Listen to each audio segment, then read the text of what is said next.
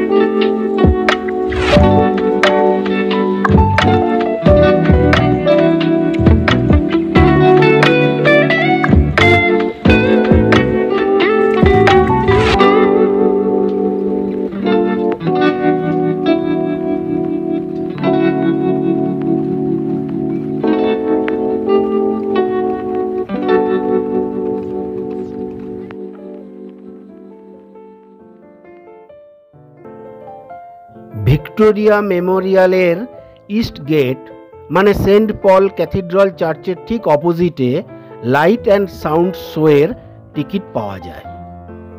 অফলাইনে টিকিট কাটতে হয়, এখনও অনলাইনে টিকিটের কোনো ব্যবস্থা হয়নি। এখানে 3 ধরনের শো হয়, হিন্দি, ইংলিশ ও বাংলা। সোমবার বন্ধ থাকে, মঙ্গল, শুক্র, রবি বাংলা শো হয়, বৃহস্পতি, শনি হিন্দি শো হয়, বুধবার ইংলিশ শো হয়। এখানে সন্ধ্যে 5:30 থেকে 6:30 পর্যন্ত টিকিট দেওয়া হয় এবং 6:45-এ শো টাইম শুরু হয়। এবার দেখতে থাকুন শোয়ের কিছু ঝলক। আমার তো খুবই ভালো লেগেছে, আপনারাও দেখতে থাকুন।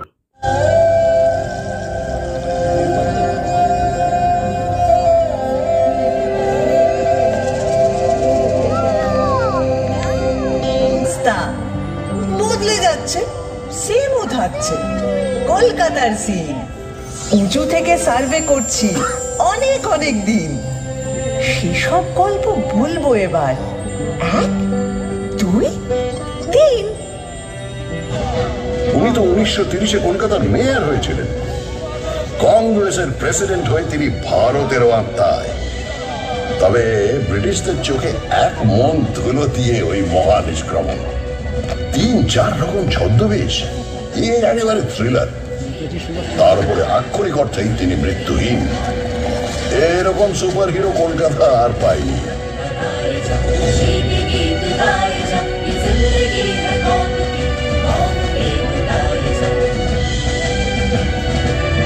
অমিতাভ বচ্চন কেন?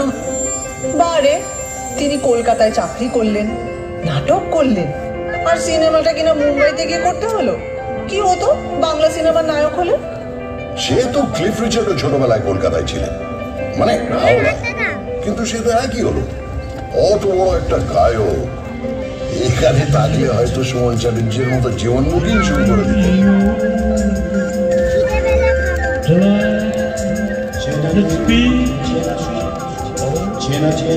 একটা চিঠিতে লিখছেন কলকাতাকে সফল চক্রান্তের সিংহাসন থেকে সরাতেই হবে। আরে সুরেন্দ্রনাথ ব্যানার্জির নেতৃত্বে এখানেই তো তৈরি হয়েছিল জাতীয়তাবাদী ইন্ডিয়ান অ্যাসোসিয়েশন।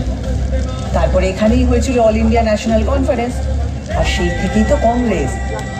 সাথে কি ব্রিটিশরা সুরেন্দ্রনাথকে বলতো সারেন্ডার নট? বঙ্গভঙ্গ তো করেই উঠতে পারলো না সাহেবরা প্রতিবাদের চোটে।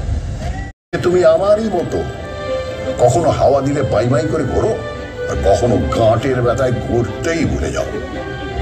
এই বাড়ি কখনো তাজমহলের টুকলি বলে দুয়ো খায়, কখনো আবার জাপানিদের বোমা খাওয়ার ভয়ে তার সারা গায়ে গোবর লেপে দিয়ে ব্ল্যাক আউট করা হয়।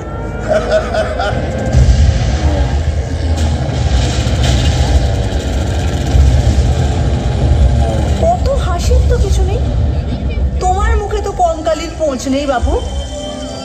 ওই দ্বিতীয় বিশ্বযুদ্ধের সময় যখন তোমার রাস্তায় শুয়ে খিদের জ্বালায় শয়ে শয়ে লোক মরেছে, আর অন্য লোকেরা তাদের দিনে নির্দ্বিধায় অফিস করেছে, আড্ডা মারতে গেছে, ফ্যান দাও ফ্যান দাও চিৎকার চাপা দিতে দরজা জানলা বন্ধ করে গ্রামাফোনের গান শুনেছে।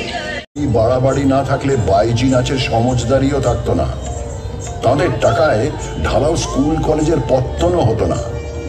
আর আমার সবচেয়ে আলো ভর্তি পার্বণ দুর্গা পুজোটাই হতো না।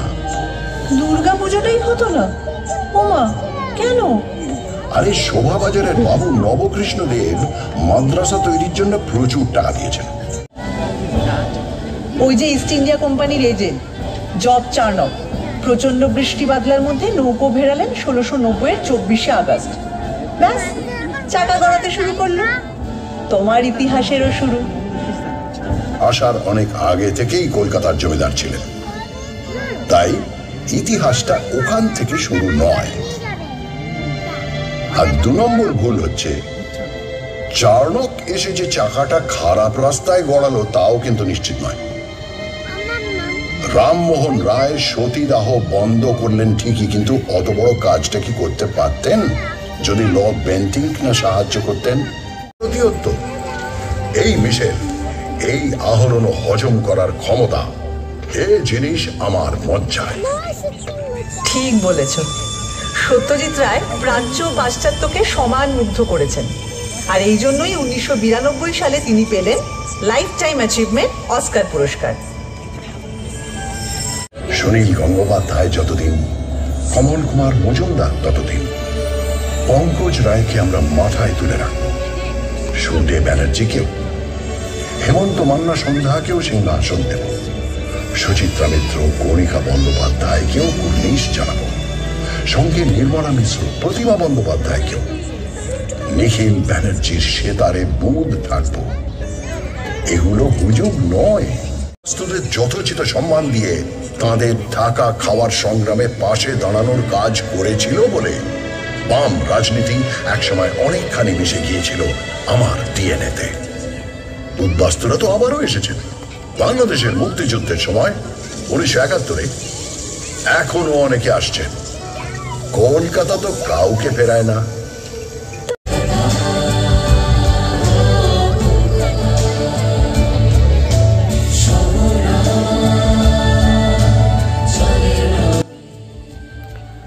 কলকাতাবাসীর কাছে তথা বাঙালির কাছে একটা প্রেজেন্টেশন যখন বাংলায় করা হয়, তখন তার সমস্ত রকম গান নিয়ে, সংলাপ নিয়ে যতটা বাঙালির সাথে বাংলায় রিলেট করা যায়, ইমোশনালি কানেক্ট করা যায়, আদার্স ল্যাঙ্গুয়েজগুলোতে আমি জানি না যে কতটা টোটাল প্রেজেন্টেশনটা কাজে দেবে, কিন্তু বাংলায় প্রেজেন্টেশনটা আমার দারুণ লেগেছে।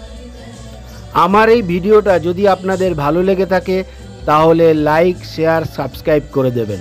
নমস্কার।